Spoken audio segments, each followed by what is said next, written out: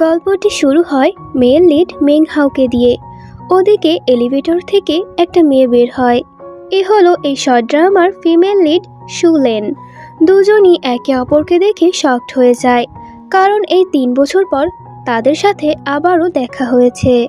একজন আরেকজনকে দেখে দুজনেরই হার্টবিট অনেক দ্রুত চলতে থাকে। নিজের ফার্স্ট লাভকে সামনে দেখে শুলেন অনেকটা নার্ভাস হয়ে যায় আর বলে, অনেক দিনই হলো তোমাকে দেখি না। এটা বলেই শুলেন এখান থেকে চলে যায়। মেংহাও প্রথমে শুলেনের বডিগার্ড ছিল, কিন্তু এখন ও শুলেনের বাবার অ্যাসিস্ট্যান্ট হয়ে গিয়েছে। তো চিন্তার বিষয় এটাই যে দুজনে কেন আলাদা হয়েছে। তো চলুন ফ্ল্যাশব্যাকের থেকে জেনে আসি। 3 বছর আগে শুলেনের বাবা মেংহাওয়ের ওপর বিশ্বাস করে ওকে তার মেয়ের বডিগার্ড বানিয়েছিল। মেংহাও তার কাজে অনেক সৎ ছিল। সে নিজের জান দিয়ে দেবে, কিন্তু তার বসকে কখনোই ধোঁকা দেবে না। বসের অর্ডার ফলো করতে গিয়ে ও সবসময় শুলেনকে ফলো করত আর প্রোটেক্ট করত।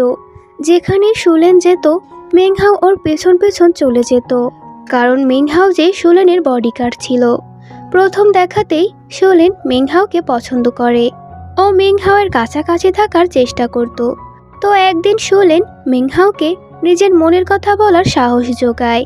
এজন্য সে মেংহাওকে একটা কফি দিয়ে বলে, আমি আমার ফেভারিট জিনিস শুধু তাদেরকেই দিই যাদের আমি পছন্দ করি।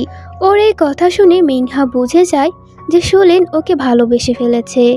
তো কি হয়েছে, মেংহাও ওকে সরাসরি রিজেক্ট করে দেয় আর বলে, মিস, আমাদের ভিতরে এমপ্লয়মেন্ট ছাড়া আর কোনো রিলেশনশিপ হতে পারে না। এটা বলেই সব কিছু ওকে দিয়ে সেখান থেকে চলে যায়। আসলে মেংহাও শুলেনকে ভালোবাসতো, কিন্তু ও কখনোই নিজের বসকে ধোঁকা দিতে চায়নি। ওই দিনের পর থেকে এরা দুজন কেউ কারো সাথে কোনো দেখা করেনি। তো এটাই ছিল অতীতের ঘটনা। বর্তমানে মেংহাও কোথাও একটা যাচ্ছিল, তখনই শুলেন ওর গাড়ির সামনে চলে আসে আর ওকে থামিয়ে বলে, গাড়ি থামাও। মেংহাও ওর গাড়িটা ঠিকই থামায়, কিন্তু ও শুলেনের দিকে একবারও তাকায় না আর ওইখান থেকে চলে যাচ্ছিল। তখন শুলেন বলে, ওইখানেই দাঁড়াও, না হলে আমি গাড়িটি ভেঙে ফেলবো। মেংহাও তখনও দাঁড়ায় না, কিন্তু শুলেন নিজের জুতা খুলে ওর গাড়ির উপর মেরে দেয়। এটা দেখে মেংহাও দাঁড়িয়ে পড়ে। তো দ্বিতীয়বার যখন শুলেন গাড়ির ওপর জুতা দিয়ে মারতে চাচ্ছিল, তখন মেংহাও ওর কাছে গিয়ে ওকে থামায় আর হাত থেকে জুতা নিয়ে ওর পায়ে পরিয়ে দেয় এবং ইমোশনাল হয়ে যায়। শুলেন তখন বলতে থাকে, কি কখনো কি তুমি আমাকে একটি মুহূর্তের জন্য ভালোবাসোনি? মেংহাও তখন ওকে করুণ চোখে দেখে আর বলে, চলো ফিরে যাই।